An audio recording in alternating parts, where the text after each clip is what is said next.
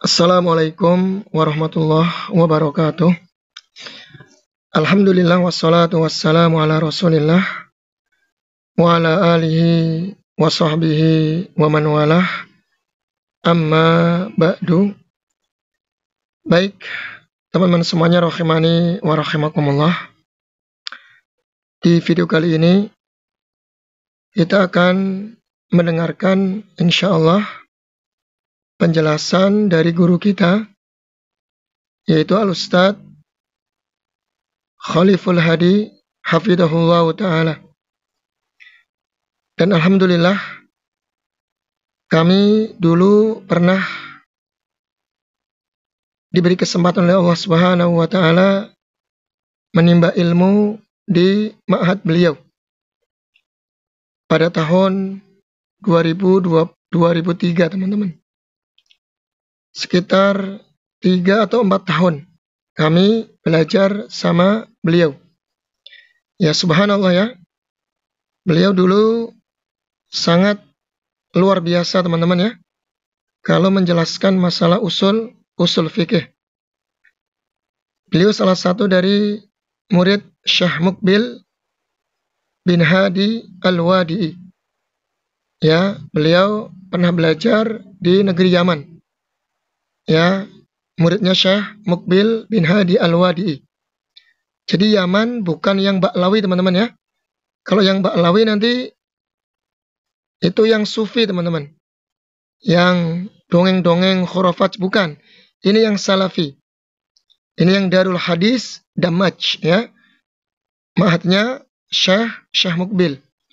Yang dari kalangan salafi, bukan yang dari kalangan Habib Umar yang isinya khurafat, dongeng, bukan. Dan insyaallah ini salafi. Dan alhamdulillah ya, beliau juga ikut menanggapi yang lagi viral, yaitu salah seorang dai atau ustadz yang sedang merokok ya, kepergok merokok dan memakai celana pendek.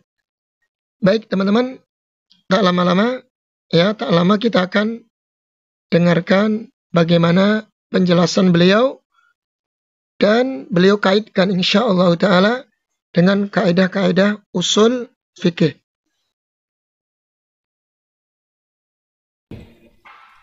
Membantah secara khusus, tapi ini alat torik. Alat torik itu apa? Ya jalan aja gitu ya.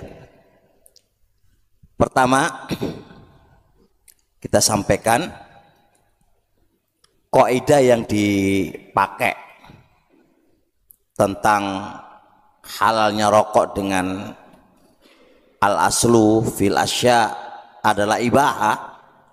Kaidah asal segala sesuatu itu adalah mubah hatta yaji'a shariful ibahah. Berarti kan kata setelahnya sampai datang dalil yang memalingkan kemubahannya. Penerapan kaidah tadi, kalau kita mengeluarkan kaidah asal, berarti kita harus mendatangkan bukti-bukti atas haramnya rokok. Kalau kita nggak bisa mendatangkan bukti atas haramnya rokok, maka berarti apa? Berarti Anda nggak bisa mengeluarkan dari hukum asal. Baik.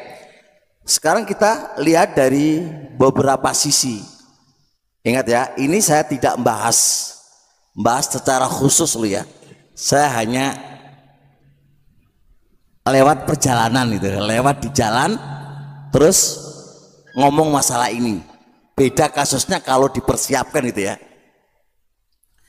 Pertama, kita keluarkan dari kaidah asal karena satu, rokok membahayakan. Kata bahaya bisa ditinjau saat itu atau akan datang. Bukti bahwasanya rokok adalah membahayakan adalah ahli ahli kedokteran yang mengatakan itu. Yang kedua, al-ibrah di dalam pernyataan hukum yang memang asalnya tidak ada di Quran atau Sunnah adalah ahli di bidang itu. Dan ahli di bidang itu menyatakan bahwasanya rokok itu mengandung bahaya kepada dirinya, karena terkandung di rokok itu beberapa hal, racun atau yang lain yang sudah ma'ruf bagi semua orang. Yang kedua, larangan yang kedua, pada rokok itu mengganggu orang lain asapnya, dan ini dilarang oleh syariat. La dharara wala dhirara, nggak boleh membahayakan pada dirinya dan nggak boleh membahayakan kepada orang lain. Nah, kenyataan yang ada, asap rokok itu lebih bahaya kepada orang lain ketimbang asap rokok itu kembali ke dirinya. Taib. Kemudian selanjutnya, di dalam rokok itu mengandung idha'atul mal, membuang-buang harta. Dan membuang-buang harta itu adalah diberikan sesuatu yang tidak ada manfaatnya, la dunia wala ukhrawiyah. Apakah rokok ada manfaat, keuntungan duniawiyah berupa kesehatan atau bisa mendatangkan uang? Tidak ada. Kepada seterusnya, apakah itu ada keuntungan ukhrawiyah yang dia dapatkan darinya? Enggak ada. Kata Rasulullah SAW, nah Rasulullah an idha'atil mal, Rasulullah melarang untuk menyia-nyiakan harta. Dan pada rokok itu terdapat menyia-nyiakan harta. Selanjutnya, di sana ada kaidah yang disepakati oleh para ulama. Syekhul Islam menyebutkan dalam kitab Majmu' Fatawa. Syekh Sa'di dalam beberapa kitab-kitab usulnya menyebutkan, ad-dinu mabniyun ala jalbil masalihi wa daf'il madhari. Agama itu dibangun di atas mendatangkan kemaslahatan dan menolak kemadharatan. Kemadharatan yang ditolak oleh agama kita terbagi menjadi dua. Ada kemadharatan 100%, yang kedua ada kemadharatan mayoritas dan kemaslahatan minoritas. Ketika sesuatu perkara itu mengandung kemadharatan mayoritas, minoritas kemaslahatan, tetap dilarang. Jikalau sesuatu itu mengandung kemadharatan 100%, maka lebih-lebih lagi akan dilarang. Sekarang rokok kita lihat kemungkinan dua. Apakah dia 100% mengandung kemadharatan atau 60% ke atas atau 50% ke atas dan kemaslahatannya di bawah 50, maka tetap itu diharamkan oleh syariat dengan kaidah tadi la dharara wala dhirara. Terusnya kita lihat lagi, ada mengatakan bahwasanya rokok nggak ada di zamannya Nabi. Oke, rokok memang tidak di zamannya Nabi, tapi perhatikan berapa banyak Nabi alaihi salatu wasalam mengharamkan suatu hukum dikarenakan di situ mengandung madharat. Khomer Allah haramkan karena apa? Mengandung madharat. Apa madharatnya khomer? Menghilangkan, merusak akal. Karena Allah Subhanahu wa taala mengharamkan khomer bukan sekedar khomernya, karena khomer itu mengandung madharat. Berarti kan mengandung madharat. Kenapa Allah Subhanahu wa taala mengharamkan riba? Karena riba mengandung apa? Madharat. Apa? Menyekik orang yang berhutang. Madharat. Kan masih banyak lagi syariat-syariat mengharamkan dikarenakan madharat, madharat. Tapi logika paling mudah. Sekarang Ini sekarang logika nih. Rokok yang sudah dikenal mendatangkan madharat. Kalau andai kata ada di zaman Nabi, baik, ini kan kita mengandai ada di zaman Nabi, dan di zaman Nabi itu ada 3 model, Nabi dan para sahabatnya, yang ketiga orang-orang munafikun, yang ketiga bangsanya Abu Jahal dan yang lainnya. Kira-kira dari 3 orang ini yang mengisap rokok siapa? Nabi dan para sahabatnya, ataukah orang-orang munafikun dan Abu Jahal dan yang berasumsi antum sekarang? Berasumsi antum sekarang, kalau rokok itu ada di zaman Nabi, padahal rokok itu ada madharatnya. Sudah sepakati itu. Hatta ustadz yang merokok pun meyakini itu ada madharatnya. Taib. Kalau rokok itu ada di zaman Nabi alaihi salatu wassalam, sedangkan di zaman Nabi itu ada Nabi dan para sahabatnya, ada munafik dan sekelompoknya, ada Abu Jahal, Abu Lahab, orang-orang kafir dan yang semisalnya. Kira-kira yang terbayang di benak kamu, yang rokokan siapa? Abu Jahal atau Nabi? Abu Jahal dan bala tentaranya. Karena apa? Begitulah Abu Jahal dan bala tentaranya kan. Dia nggak memikirkan apakah itu maslahat atau tidak. Kalau Nabi dan para sahabatnya selalu akan berpikir iki ono manfaat ya opo ono madharate kan gitu kan. Selama itu bermadharat gak bakal Nabi dan para sahabatnya itu mengisapnya dan meminumnya. Itu begitu ya kawan. Dong apa ya? Jelas. Dong apa? Sekarang yang kedua, pelajaran penting. Wahai seorang ustadz, yang ngisap rokok itu kira-kira di Indonesia ini, sekarang Anda nggak usah bicara hukum asal adalah ibaha. Kita bicara kira-kira pelaku rokok yang ada di Indonesia ini, siapakah mereka? Orang yang terbaik, yang menitik jalannya salaf, atau orang yang paling terjelek, yang tidak menitik jalannya salaf? Yang kedua, Anda berdalil dengan ucapan Syaukani rahimahullah ta'ala. Syaukani mengatakan bahwasanya qad itu adalah boleh dan hukum asal adalah ibaha. Kalau kita mau merujuk kepada ucapan Syaukani rahimahullah ta'ala, ketika beliau mengatakan qad itu adalah ibaha, karena kaidah asal al aslu fil asal ibaha, belum mendatangkan kata setelahnya kecuali sesuatu yang yadhurru memadharatkan ajilan atau ajilan. Perhatikan kata setelahnya, kecuali sesuatu yang itu mendatangkan madharat baik saat itu atau akan datang. Oke, kaidah Syaukani jelas. Cuma walaupun penerapan beliau itu adalah ijtihad beliau, tapi ada kata yang harus kita terapkan di sini. Anda jangan berdalil ucapan Syaukani lalu berhenti di situ. Perhatikan kata setelahnya. Syaukani juga mengatakan kecuali sesuatu itu mengandung madharat baik saat itu madharatnya atau akan datang. Terapkan kepada rokok. Apakah rokok tidak mengandung madharat baik saat atau datang? Jawabannya iya. Anda nggak usah tertipu di prakteknya Syaukani, tapi perhatikan kaidah yang dibawakan oleh Syaukani.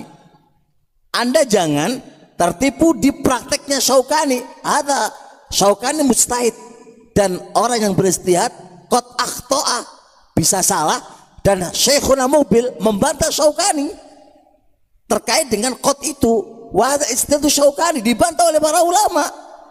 Jadi kita nggak boleh ngikuti ijtihadnya ulama yang salah sebagai pelindung atas ijtihad kita, atas perbuatan kita, nggak boleh dong. Seorang muslim itu adalah mengambil pendapat yang hak, yuafiqul hak, mencocok kebenaran, mencocoki dalil.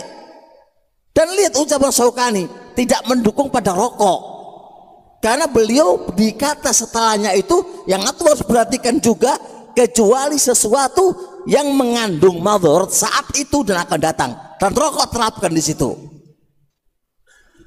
Bisa dipahami teman-teman semuanya? Jangan mengambil keringanannya para ulama. Maka Imam Ahmad mengatakan, man tatabba'a rukhsal ulama'i faqad tazandaqa. Siapa saja orangnya yang mencari keringanan-keringanan ulama, ujung-ujungnya pasti akan menjadi zindiq.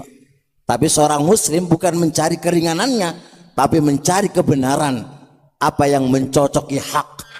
Yang kedua, jangan Anda mengikuti hawa nafsu Anda lalu mencari dalil untuk menguatkan nafsu kita. Maka seorang muslim ketika dia salah, maka bagusnya bertobat kepada Allah. Itu lebih terhormat ketimbang kita mengambil dalil, beristinbat sana sini yang akan menunjukkan kesalahan lebih fatal lagi. Itu sedikit jawaban, walaupun secara singkat dan cepat, atas seseorang yang membolehkan rokok, rokok. Dan rokok perbuatan maksiat yang tidak mengeluarkan pelakunya dari ahlu sunnah. Rokok tidak mengeluarkan pelakunya dari ahlu sunnah. Ya, dia maksiat dari maksiat kepada Allah Subhanahu wa ta'ala. Bisa dipahami insyaallah? Dong bora, paham bora? Jelas, aman. Kalau santri merokok piye coba? Ya?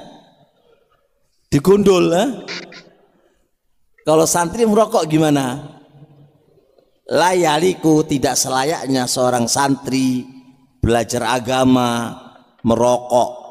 Natub ilallah, kita tobat kepada Allah atas perbuatan ini. Paham?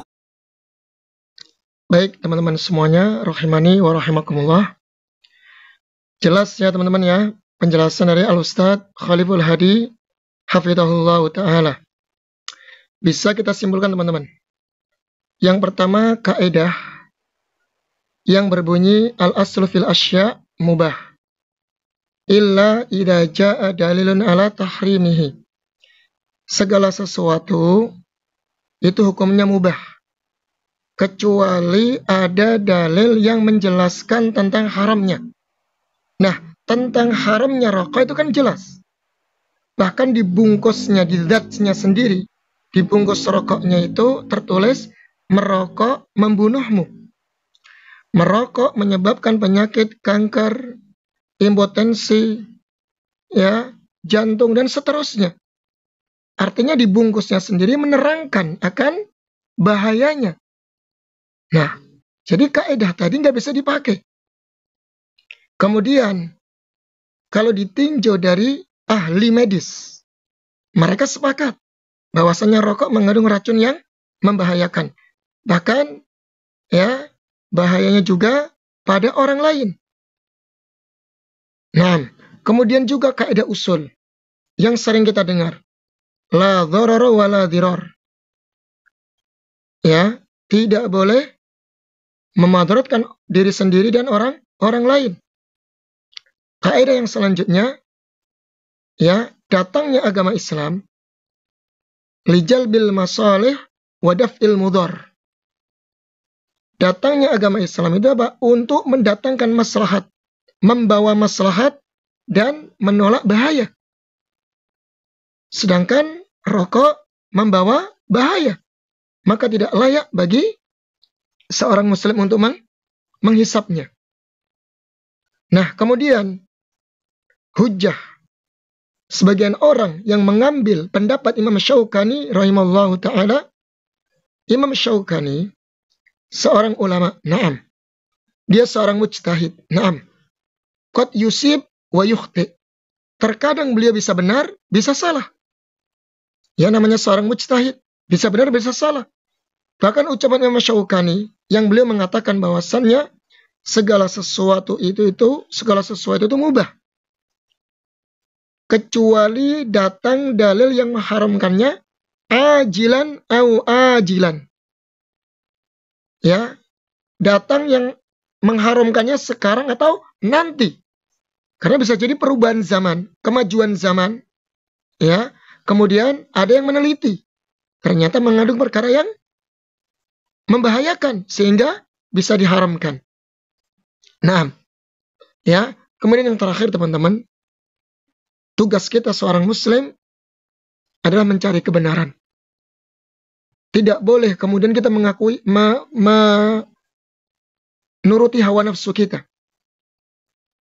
Karena kita cenderung atau suka dengan rokok, atau kita seorang perokok berat, lantas kita mencari dalil-dalil pembenaran. Kita cari dalil-dalil pendapat ulama-ulama yang membolehkan. Ingat teman-teman ya, nggak boleh seperti itu.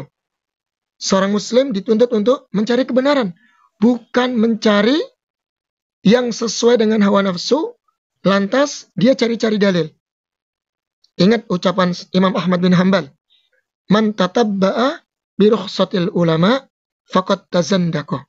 Barang siapa yang mencari-cari rukhsah, keringanan pendapat-pendapat yang ringan dari ulama, maka dia zindiq, dia seorang munafik. Jelas teman-teman ya? Jadi nggak layak. Ya, seorang muslim akan jatuh muruannya. Santri saja, kalau di pondok itu merokok, bisa digundul kan? Mendapatkan sanksi hukuman berat. Apalagi bahkan bisa dikeluarkan. Kalau di pondok salaf lah ya, di pondok salafi tentunya. Apalagi seorang ustadz. Maka sungguh tidak layak ya, tidak layak. Nah teman-teman, ini bukan masalah usul yang mengeluarkan seseorang dari akidah Ahlussunnah wal Jamaah, tidak. Ini masalah yang sifatnya muamalah ya, bukan masalah usul. Seorang muslim ya tidak bisa mengeluarkan dia dari usul akidah Ahlussunnah wal Jamaah gara-gara masalah rokok. Namun tidak pantas seorang muslim yang melakukan suatu hal yang bisa menjatuhkan muruahnya dan hal tersebut memudaratkan diri sendiri dan orang lain. Mungkin demikian teman-teman, semoga bermanfaat. Billahi taufiq wal hidayah. Wassalamualaikum warahmatullahi wabarakatuh.